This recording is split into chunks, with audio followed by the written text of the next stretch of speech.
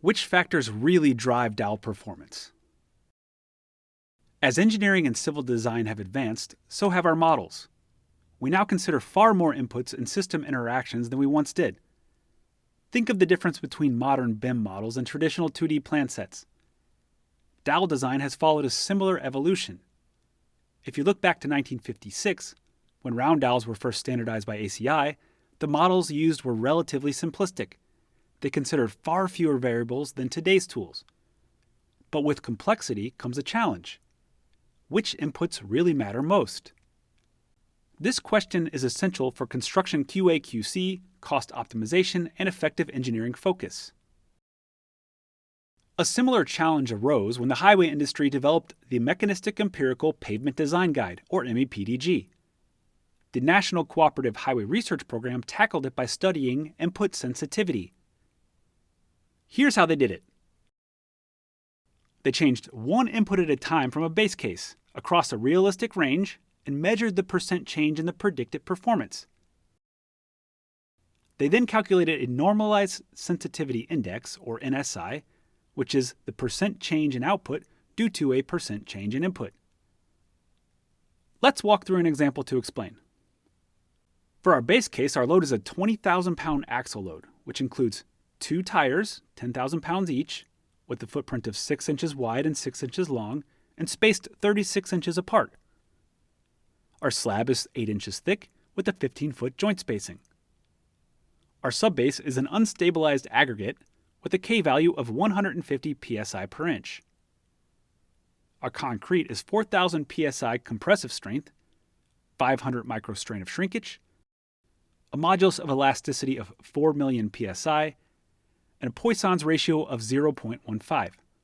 We'll space our dowels at 21 inches on center, and we'll have a 90% load transfer efficiency and plus or minus 3-inch construction tolerance.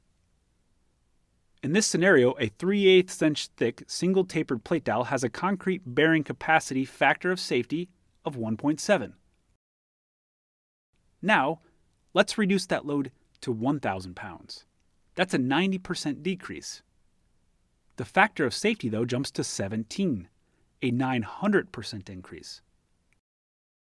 So the NSI is this 900% increase in the output divided by minus 90% decrease in the input, or minus 10. A negative NSI tells us that as the input or load increases, the factor of safety decreases. That makes sense.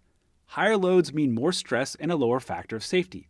Likewise, lower load means lower stress and a higher factor of safety. Load is the most sensitive variable in the entire model. Interpreting NSI scores. Hypersensitive inputs have an absolute value of the NSI greater than 5, meaning they are greater than 5 or less than minus 5. Again, load is the only input with that level of sensitivity, so it has the strongest effect on the results. Very sensitive inputs have an absolute value of the NSI between 1 and 5. They include slab thickness, dowel LTE, dowel spacing, and the concrete compressive strength.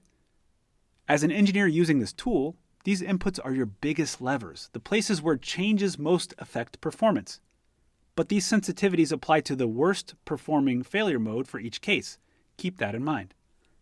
Sensitive inputs, which are those with an absolute value of the NSI between 0.1 and 1, include the load type, the concrete elastic modulus, tire spacing, joint spacing, concrete shrinkage, tire length, joint construction tolerance, and support type. Interestingly, joint construction tolerance shows an NSI of minus 1.34 for double tapered plate dowels. Why? Because as joint tolerance increases, the double tapered plate loses significant cross-sectional area, greatly increasing the bearing stresses. These results show that double tapered plate dowels exhibit the greatest risk of performance issues due to the joint construction tolerance. Lastly, non-sensitive inputs have an NSI with an absolute value less than 0.1, and they are the concrete Poisson's ratio, the tire width, and the modulus of subgrade reaction, or the K value.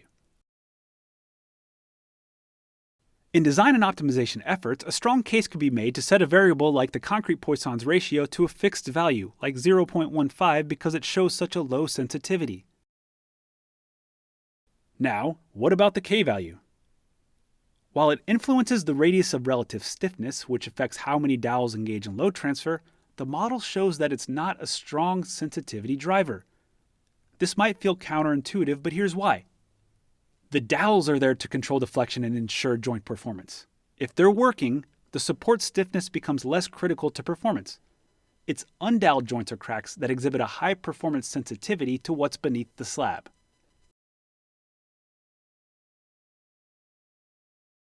In summary, load is by far the most impactful input. Slab thickness and concrete strength are also key. The joint construction tolerance is an exceptional concern for double taper dowels. Some inputs, like Poisson's ratio, can safely be set and forgotten. Understanding these sensitivities lets engineers focus their time, effort, and construction precision where it really matters.